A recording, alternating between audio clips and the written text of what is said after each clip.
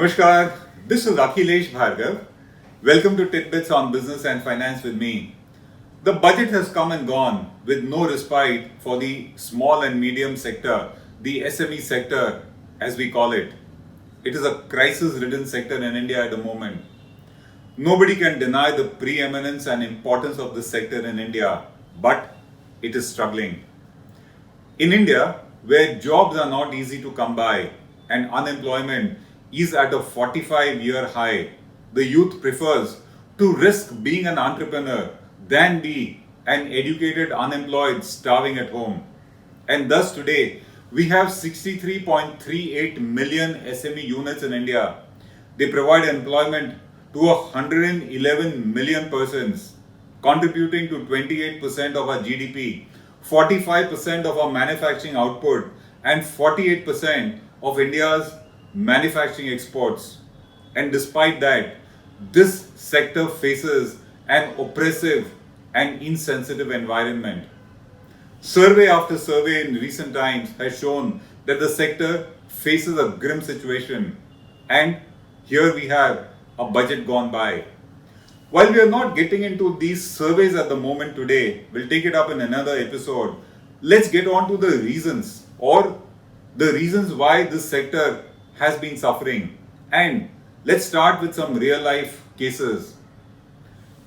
An SME enterprise which has been run by a brilliant marine engineer suddenly threatens to be out of business. And the reason is this unit, which does some very exclusive underwater marine engineering job with a proven technology and a proven banking track record, now finds that banks which used to earlier give it loans do not give it loans, even though it has no default in its banking track record. And the reason is that those very banks which used to give him loans now demand a collateral security equal to 100% of the loan amount, which he is not able to give. The result is the SME might just close down, and over 20 engineers employed by it will be unemployed. Take another instance. A person who used to run a travel agency and had 200 taxis was not able to recover his dues from a large corporate to whom he had given those taxis. Today, from 200, he's got just 2 taxis, only because this SME unit does not have the resources to go to court and pursue the judiciary to give it much needed relief and justice.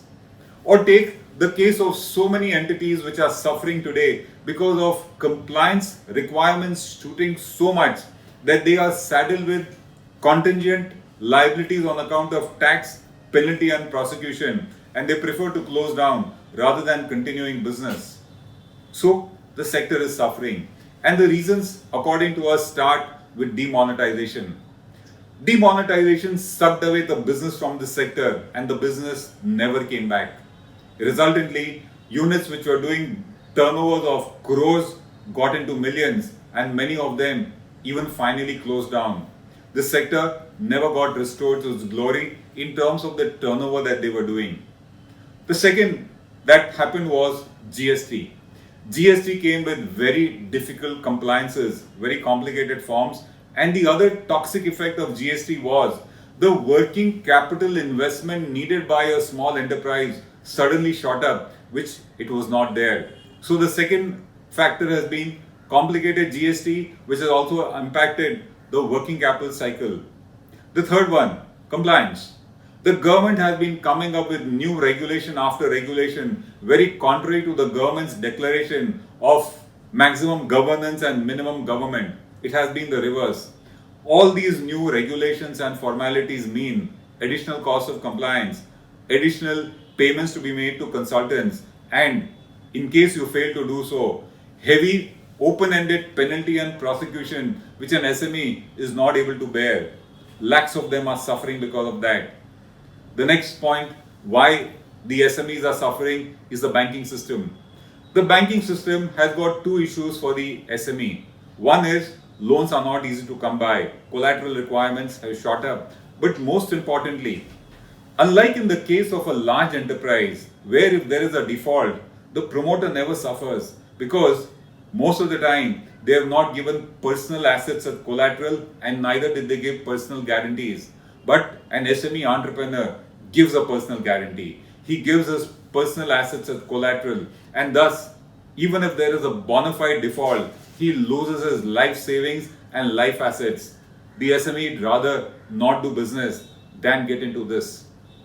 The next reason why the SMEs have been suffering has been abrupt closure of companies by the government, labeling them to be shell companies, terming them to be fake companies, even though the FM herself admits that the definition of a fake enterprise or a shell company is not defined under the law. And these abrupt closures inflict huge financial injuries on the SMEs. The next reason they suffer is the judiciary. Justice is not easy to come by. SMEs do not have the financial stamina to contest court cases that go on for years with uncertainty attached to them, and you don't know what would be the outcome. The last 2 points, according to us, why the SMEs are suffering are perhaps the most important. Fresh investments not coming by. Whenever a fresh large investment comes up, it is the small vendors who get business. Investments are at a 15-year low and the SMEs are thus suffering. And finally, India has an insensitive and indifferent bureaucracy, the least bothered about the woes of the sector and more bothered about elongating and making the red tape longer and longer. These are the reasons the SME sector is suffering. The SME sector represents the prosperity and potential of India's middle class. And in case the government does not truly come up with any kind of measure to rectify these woes, it's not going to be good for the Indian economy. This is Akhilesh Bhargava signing off till we meet again. Namaskar.